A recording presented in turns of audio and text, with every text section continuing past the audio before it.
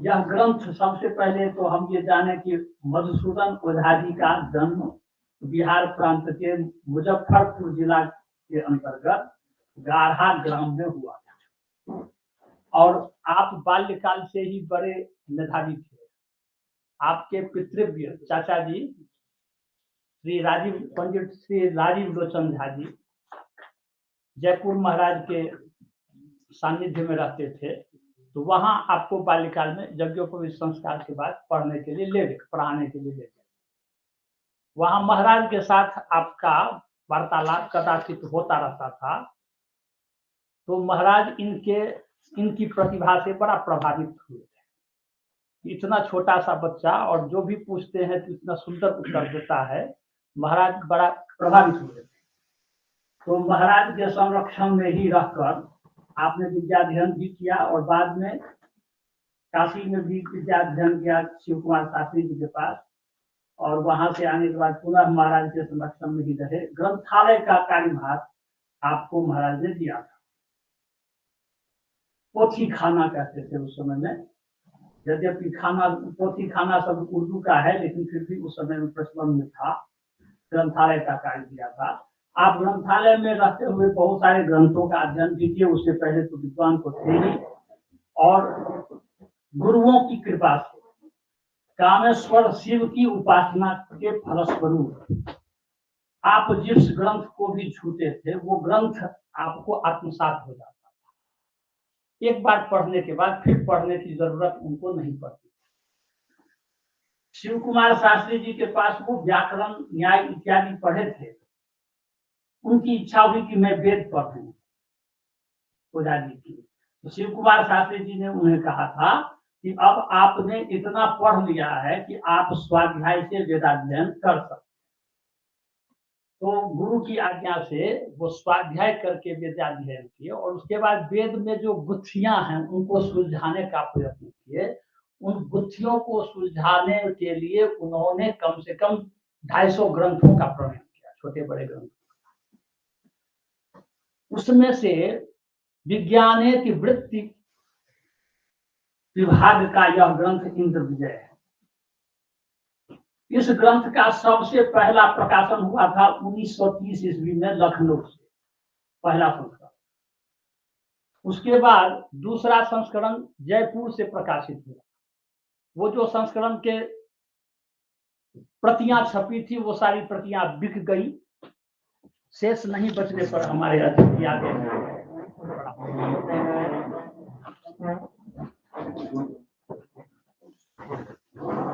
तो 1948 में इसका दूसरा संस्करण जयपुर से प्रकाशित हुआ।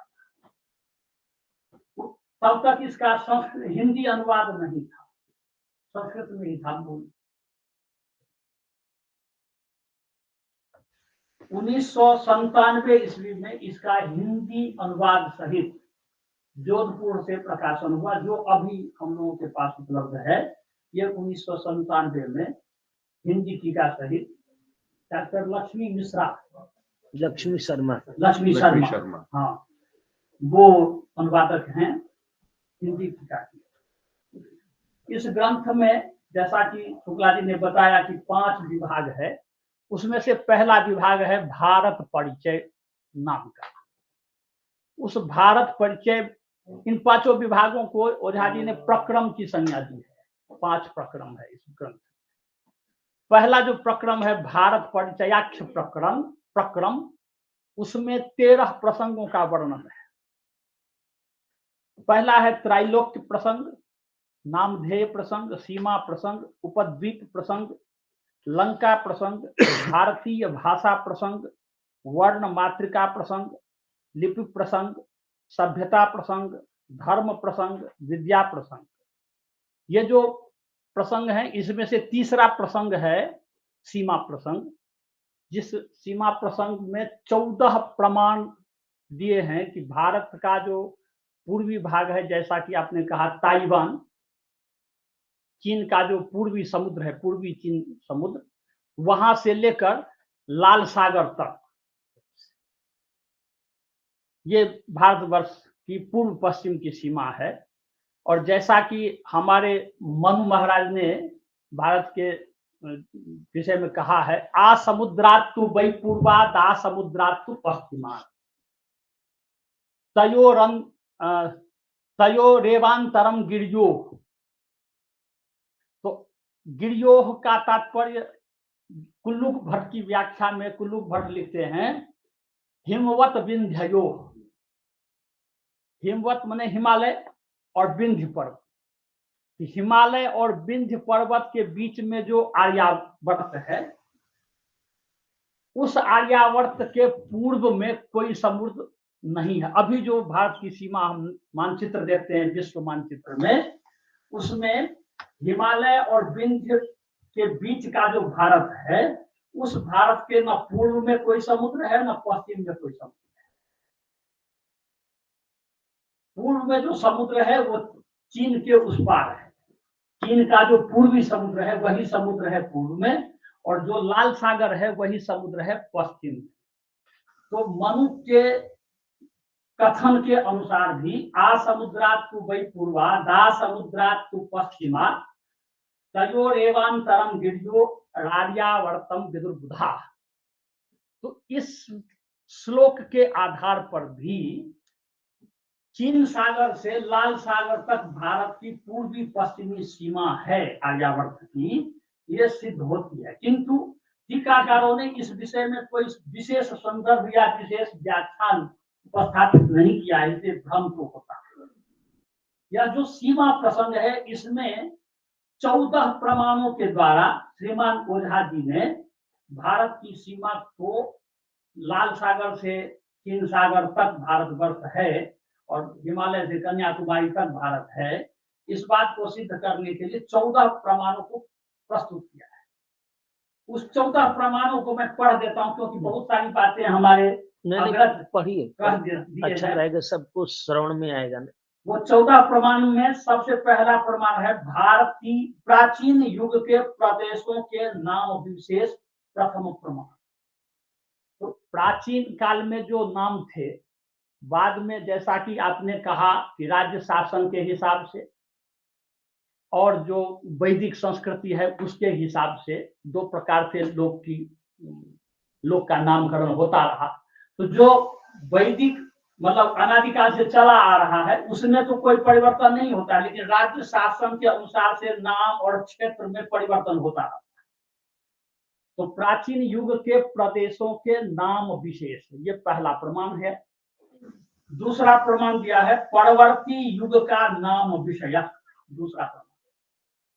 बाद में उसका नाम कैसे बदल गया, जैसे कि अभी शुक्ला जी ने भी कहा और आदरणीय गोपाल जी ने भी अपने व्याख्यान में कहा कि ईरान जो पहले आर्यायन था, बदल करके भाषा विज्ञान में भी बहुत सारे शब्द बदल जाते हैं। हिंदू से सिंधु से हिंदू हुआ, तो सिंधु नदी है, सिंधु नद है, और सिंधु नदी के पूर्व में जो पूर्वी भारत है, सिंधु नदी के पश्चिम में जो पश्चिमी भारत है, तो सिंधु से पूर्व होने के कारण इसको हिंदू का स्थान हिंदुस्तान कर दिया, सकार का हकार में परिवर्तन हो गया।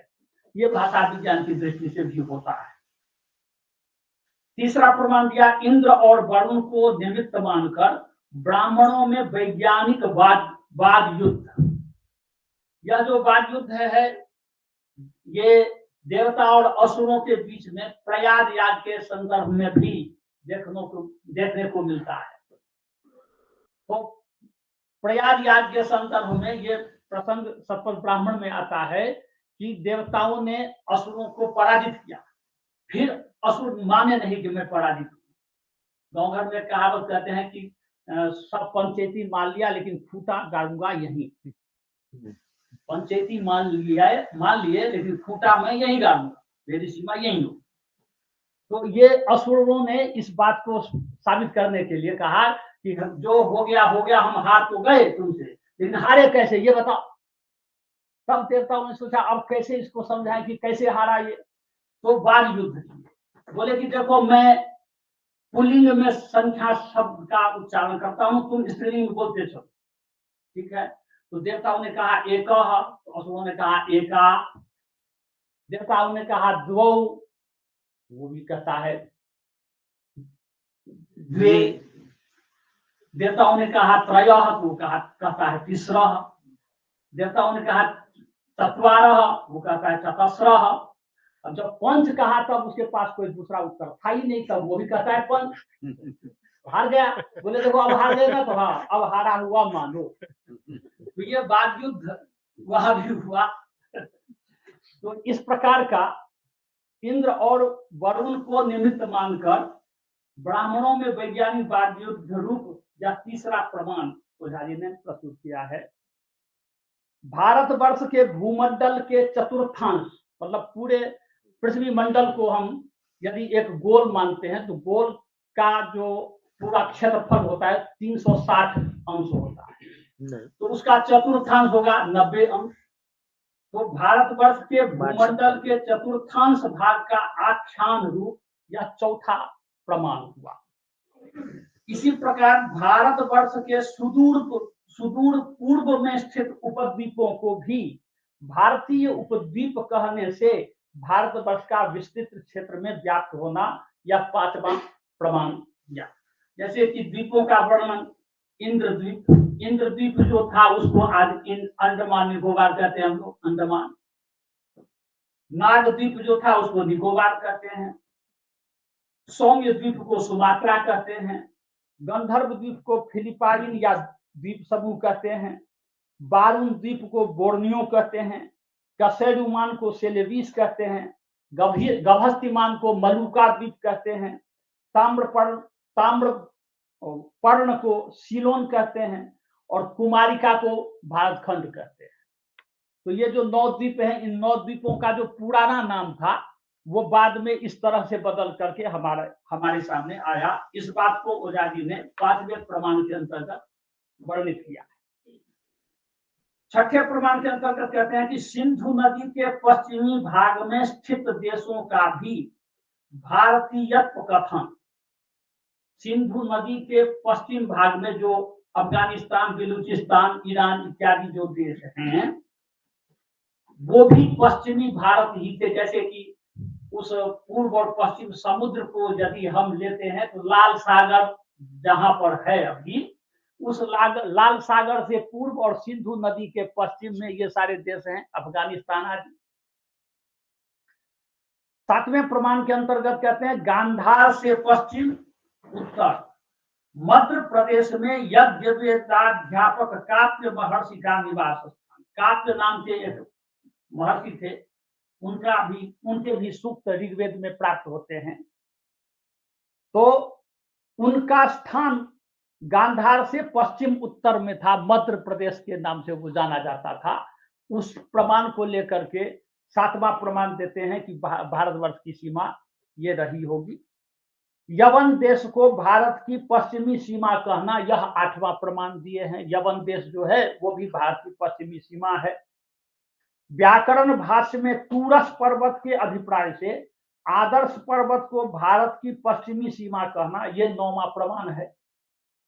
त्रिपुरासुर वध की कथा में लौहपुर का पृथ्वी लोक में स्थिति कहना 10वां प्रमाण। और यह जो त्रिपुरासुर के वध का आख्यान है पुराण में, इसको हम वेद के 5वें अध्याय में देखते हैं। वहां सोमयाग के प्रकरण में उपसद की चर्चा होती है। वो उपसद एक इष्टि है, उपसदिष्टि कहते हैं। उस उपसदिष्टि का मूल रूप 3 है। अयः सया उपसदिष्टि, रजः सया उपसदिष्टि और हरिशया उपसदिष्टि। तो अयः का अर्थ होता है लोहा, रजः का अर्थ होता है चांदी और हरि का अर्थ होता है सोना। तो यह जो अयः सयोपसदिष्टि, रजः सयोपसदिष्टि और हरिशयोपसदिष्टि का वेद में उल्लेख है, उसको पुराण साहित्य में, क्योंकि पुराण में थोड़ा नाटकीय अभिनयात्मक रूप व्यास जी ने दिया है, उसको आख्यानात्मक तो है ही, ऐतिहासिक तो है ही, कुछ नाटकीयता भी है उसमें। तो उसको थोड़ा रोमांचक बना करके व्यास जी ने प्रस्तुत किया। उसको ये जो त्रिपुरासुर का वध भगवान शिव ने किया है, त्रिपुरारी इसलिए नाम पड़ा उनका, शिव का, कि उन्होंने त्रिपुर के असुरों को मारा। तो वो जो त्रिपुरासुर थे, वो लौहपुर का जो राजा था वो पृथ्वी लोक में रहता था। रजहपुर का जो राजा था वो अंतरिक्ष लोक में अपनी नगरी बनाया था। और स्वर्णपुर का जो राजा था वो द्युलोक में अपनी नगरी बनाया। समय समय पर वो सब अपनी नगरी को अदल बदल करता रहता था, कभी यहाँ वो आ गया, कभी वहां वो आ गया, कभी वो वहां चला गया। इस प्रकार से जो ओझा जी ने एक कल्पना दी थी, जिसकी चर्चा आपने शुक्ला जी ने अपने उद्बोधन में की थी, कि त्रयोवा इमे त्रिव्रतो लोका, इस श्रोत वाक्य को आधार लेकर के ओझा जी ने कहा कि इस पूरे ऊर्ध्वमंडल में पृथ्वी से लेकर द्युलोक तक 9 लोक बनते हैं। उन 9 लोकों में, क्योंकि त्रयोवा इमे त्रिव्रतो लोका, 3 लोक है जो त्रिवृत है, तीनों लोक में 3-3 लोक है। तो एक लोक में 3 लोक, फिर दूसरे लोक में 3 लोक, फिर तीसरे लोक में 3 लोक, तो 3 त्रिलोकी बनाया। तीनों त्रिलोकियों का नाम रखा रोदसी, क्रंदसी और संयति। तो रोदसी त्रिलोकी में 3 लोक, क्रंदसी त्रिलोकी में भी 3 लोक और संयति त्रिलोकी में भी 3 लोक, क्रमशः 9 लोक होते हैं। उन 9 लोकों को जब आपस में हम व्यवस्थापित करते हैं तो उसमें रोदसी त्रिलोकी का जो स्वह है, भू भुवा स्वह तीनों लोकों में है, तो रोदसी त्रिलोकी का जो स्वह है, उस स्वह की सीमा से ही क्रंदसी त्रिलोकी का भू शुरू होता है। तो रोदसी त्रिलोकी का स्वह और क्रंदसी त्रिलोकी का भू एक सीमा में आ रहे हैं, एक सीध में आ रहे हैं। तो 2 लोक एक सीध में आने के कारण उसकी गणना तो होगी एक ही, मंडल तो एक ही बनेगा, भले ही उसमें 2 लोक आ रहे हैं उस सीध में, लेकिन मंडल वो एक ही होगा। इसी प्रकार से क्रंदसी त्रिलोकी का जो स्वह है, वहां से संयति त्रिलोकी का भू शुरू होता है। तो 2 जगह ऐसी स्थिति बन रही है 9 लोकों में कि 2 लोक एक मंडल में आ रहे हैं। उन व्यवस्थाओं को मातृका व्याहृति के माध्यम से बताते हुए ओझा जी ने भू भुवः स्वः महः जनः तपः और सत्यम, ये द्यावा पृथ्वी का स्वरूप लेकर के तीनों त्रिलोकियों को 7 लोकों में व्यवस्थापित किया है। तो ये जो त्रिलोकी है, उस त्रिलोकी का जो 3 असुर था, उन त्रिपुरासुरों की के वध की कथा में लौहपुर का पृथ्वी लोक में स्थिति कहना, यह 10वां प्रमाण दिए हैं। भारतवर्ष के जो 9 उपद्वीप बताए गए हैं, उनमें 9वां द्वीप कुमारी द्वीप है। ऐसा कहने से हिंदुस्तान मात्र को भारत का पर्याय मानने का खंडन होना, क्योंकि हिंदुस्तान ही भारत है, ऐसा अगर कहते हैं तो भारत का एक भूभाग का ही महिमा मंडन होता है, दूसरा भाग छूट जाता है। जो सिंधु नदी के पूर्वी भारत हैं, उसकी बात की जाती है हिंदुस्तान के नाम से, किंतु सिंधु नदी के पश्चिम भी भारत है। यह बात यदि हम कहेंगे तो फिर इस बात इतनी कुमारिका द्वीप को लेकर के ही केवल मात्र हम चलेंगे तो बात भारत की बात बनती नहीं है। अतः हमें पश्चिमी भारत को साथ लेकर के चलना चाहिए। यह बात कहते हुए 11वां प्रमाण देते हैं कि ये भारत इतना ही सीमित नहीं है। तुरुस्क देश को भारतवर्ष की उत्तरी सीमा कहना, यह 12वां प्रमाण है। तुरुस्क देश जहां उस समय में कहे गए थे वैदिक काल में, वहां आज टर्की है। भारत के उत्तरी पोल पर टर्की है, टर्की देश है। तो जहां न कभी दिन होता है न कभी रात रहता है, वहां रात होने की संभावना होती नहीं है, हरदम सूर्योदय ही रहता है, प्रकाश रहता ही है। भगवान सूर्य का प्रकाश वहां सदा रहता है। नार्वे जी हाँ, नार्वे, मैं टर्की कह दिया, टर्की तो इधर नार्वे, वो उत्तरी पोल है भारत का। तो यदि हम वहां तक पहुंच जाते हैं तो मुझे लगता है कि पूरा विश्वमंडल ही भारत था, यह वेद के दृष्टि से सिद्ध होता है। बाद में जाकर के राजनीतिक स्तर पर क्षेत्र के विभाजन के द्वारा अलग अलग देशों में उसका विभाजन हुआ होगा, ये कहा जा सकता है। पश्चिमी समुद्र को भारतवर्ष की पश्चिमी सीमा कहना, यह 13वां प्रमाण है। पश्चिमी समुद्र अर्थात लाल सागर, अभी जो भारतवर्ष की सीमा है, अगर हम विंध्य पर्वत से दक्षिण की ओर देखते हैं भारत को, तो पूर्व में बंगाल की खाड़ी है और पश्चिम में अरब सागर है। यदि इसको हम अपना सीमा अभी मान लेते हैं तो ये हिंदुस्तान की सीमा तो हो सकती है, लेकिन पूरे समग्र भारतवर्ष की सीमा नहीं हो सकती। 14वां प्रमाण देते हैं, ईरान, बलूचिस्तान, अफगानिस्तान इत्यादि शब्द शासन क्रांति के परिवर्तन के आधार पर होने के कारण अव्यवस्थित हैं। ये शब्द बदलते रहते हैं, इनका नाम भी बदलता रहता है और उनके क्षेत्र भी बदलते रहते हैं। अतः ये शब्द गणित से व्यवस्थित भारतवर्ष शब्द के प्रयोग का खंडन नहीं कर सकते हैं। ये 14वां प्रमाण ओझा जी ने दिया है।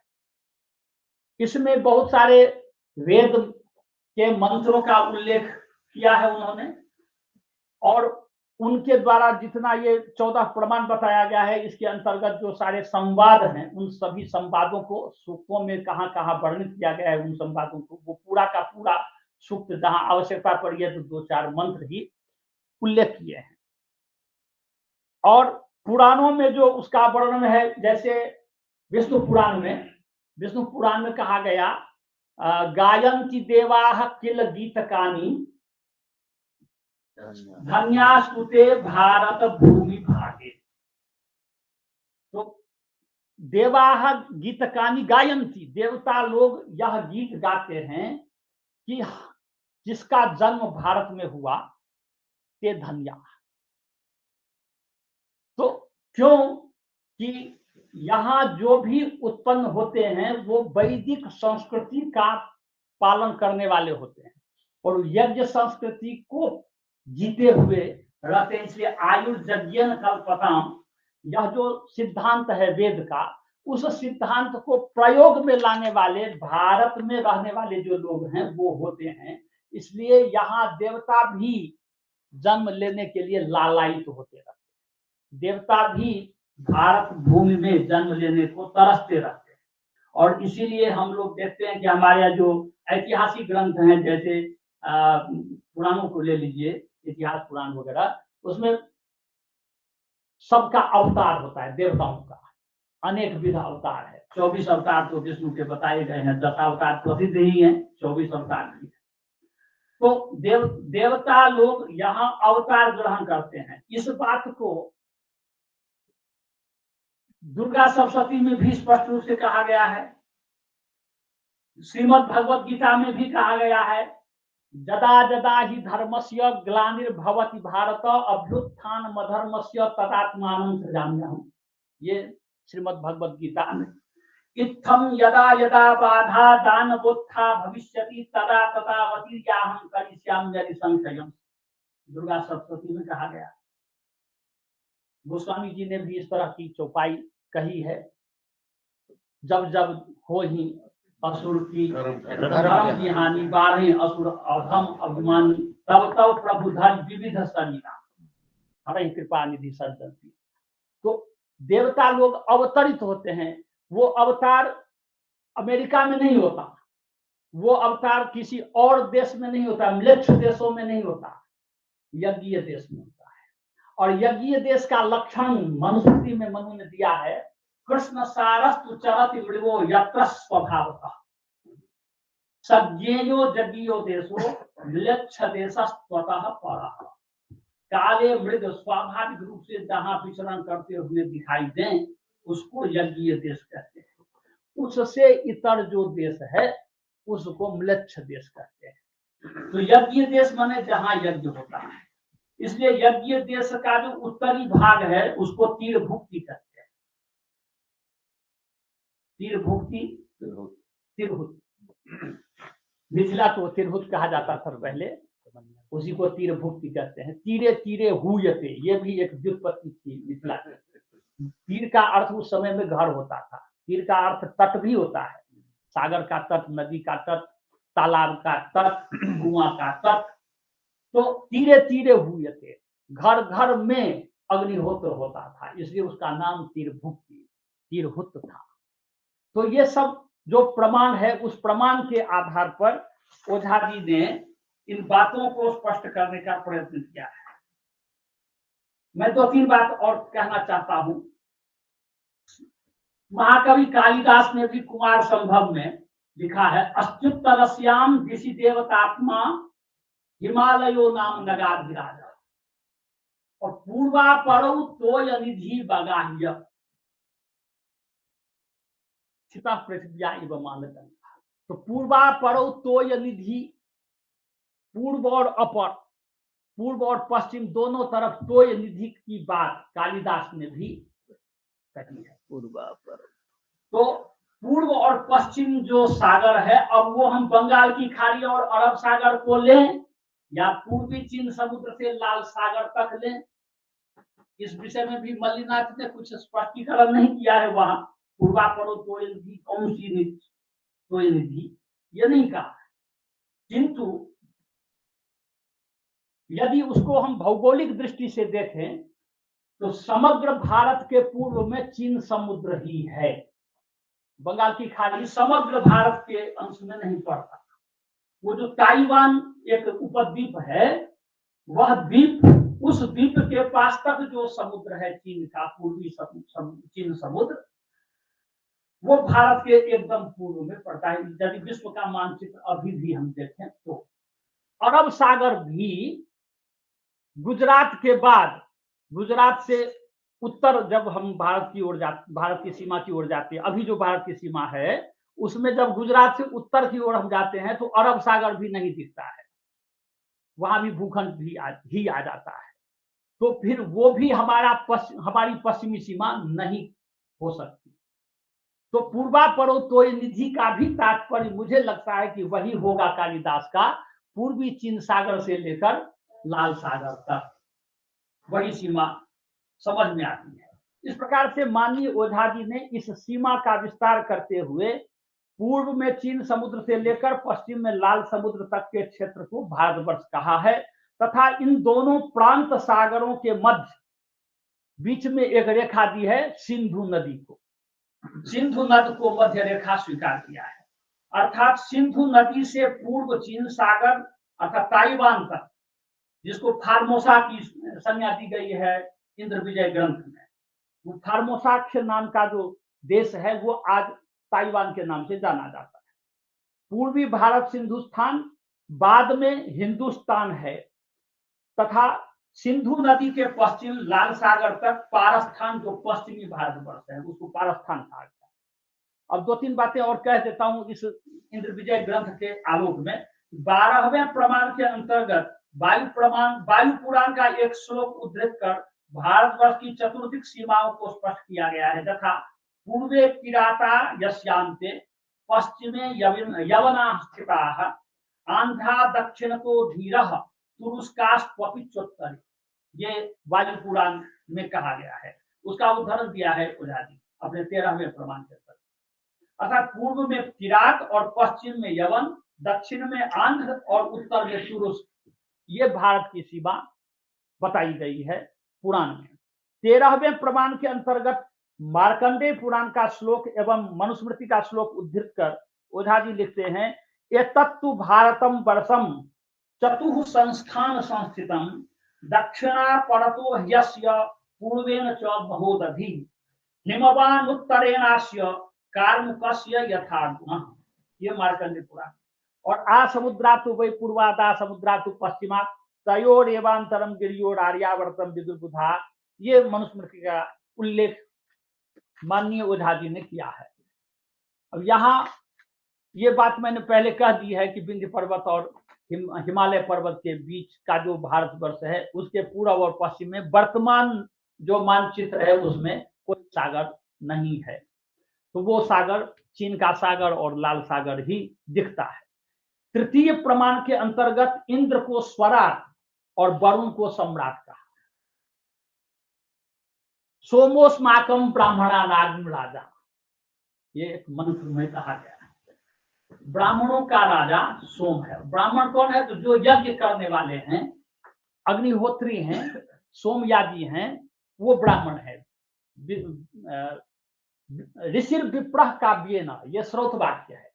ऋषि भी विप्रत्व को प्राप्त करते हैं तब जब वो काव्य करते हैं। वो काव्य कैसा? पश्य देवस्य काव्यम न ममार न दीर्यति। वो ऐसा अलौकिक काव्य है न जो न कभी पुराना होता है और न कभी नष्ट होता है, ऐसा काव्य। उस काव्य का जो निर्माण करने वाले ऋषि हैं, वे ऋषि विप्रत्व को प्राप्त करते हैं। ऋषि विप्रह काव्य न, ये श्लोक वाक्य है। तो इंद्र को सम्राट की संज्ञा दी गई, वरुण को, और इंद्र को स्वराट कहा गया। स्वराट का मतलब हुआ जो स्वयं ही, राट माने होता है धन, सम्यक सीमित धन होगा जिसके पास, वो सम्राट होगा। सम्राट एक सीमा में बद्ध होता है, स्वराट असीमित होता है। यही इंद्र और वरुण में अंतर है कि वरुण सम्राट है, वो सीमित है, उसके पास सीमित धन है, सीमित क्षेत्र है, और इंद्र स्वराट है, असीम है। असीम और ससीम दो प्रकार के राजा यहाँ हुए, सम्राट और स्वराट। इंद्र सुरेश्वर है तथा वरुण असुरेश्वर है। असुरों का स्वामी है वरुण और देवताओं का स्वामी है इंद्र। इंद्र सुरेश्वर तथा वरुण असुरेश्वर कहा गया है। सूर एवं असुर दोनों के निवास स्थान आर्यावर्त ही हैं। सूर भी आर्यावर्त में रहते हैं और असुर भी आर्यावर्त में ही रहते हैं। तो आर्यावर्त, सूर और असुर ही तो पूरा विश्व था। वैदिक काल में हम देखे हैं तो द्वयावै प्रजापत्याः सुराः असुराश्च उभये पश पृथ्वी, ये सब ब्राह्मण बहुत जगह ऐसा प्रसंग आता है। दो प्रजापति की संतान थी, सूर और असुर थे। जो सूर और असुर यही दो मुख्य थे, और सूर असुर से ही पूरा संसार हुआ है। ऋषिभ्यः पितरो जाताः पितृभ्यो देवदानवाः देवेभ्यश्च जगत सर्वम चरम स्थान पूर्वसा, ये मनुस्मृति में कहा है। तो ऋषिभ्यः पितरो जाता, ऋषियों से पितर हुए, पितृभ्यो देव दानवा, पितरों से देवता और दानव हुए, देवेभ्यश्च जगत सर्वम, देवताओं से ये पूरा संसार हुआ, चरम स्थान अनुपूर्वसा, वो चर और अचर दो प्रकार का संसार में जीव है, चराचर जगत कहते हैं। इसलिए तो तात्पर्य हुआ कि सूर और असुर हमारे पूर्वज हैं। इसलिए असुरास्त्रिप्यंता, हम जब तर्पण करते हैं, नित्य तर्पण या नैमित्तिक तर्पण, काम्य तर्पण, जो भी तर्पण करें, तो उसमें असुरास्त्रिप्यंता ये हमें तर्पण करना ही पड़ता है। वो भी हमारे पूर्वज ही हैं। भले ही उनका चरित्र कुछ इस तरह का था जो हम उनको पूजना नहीं चाहते हैं, लेकिन हैं तो हमारे पूर्वज ही, इसलिए तर्पण तो करना ही है। तो सूर और असुर ये दोनों का निवास स्थान आर्यावर्त ही है। पूर्वी भारत इसीलिए ऐन्द्र भारत कहलाता है, और पश्चिमी भारत को वारुण भारत कहते हैं, क्योंकि पश्चिमी भारत में असुर रहते थे और पूर्वी भारत में देव रहते थे। इसलिए सूरों का जो स्वामी है, देवताओं का जो स्वामी है इंद्र, स्वराट है, वह पूर्वी भारत का राजा था, और वरुण पश्चिमी भारत का राजा था। ऐसा उस दृष्टि से देखने पर ज्ञात होता है। इन दोनों के मित्र वशिष्ठ ने दोनों सम्राट एवं स्वराट की अनुमति से भारतवर्ष के मध्य में अपना निवास स्थान बनाया। गुरु वशिष्ठ अपना निवास स्थान बनाए थे। वह जो उनका निवास स्थान था वो कहाँ था? तो वशिष्ठ द्वारा ऐन्द्र वारुण भारत के मध्य में सरस्वती नामक नगर बनाया गया। उस नगर के अंतर्गत वशिष्ठ ने एक सूर्य सदन, जिसकी चर्चा आपने शुक्ला जी ने अपने उद्बोधन में की थी, सूर्य सदन नामक स्थान बनाया, जो कि विज्ञान भवन था। वहां वैज्ञानिक तथ्यों का परीक्षण करते हुए वशिष्ठ ऋषि निवास करते थे।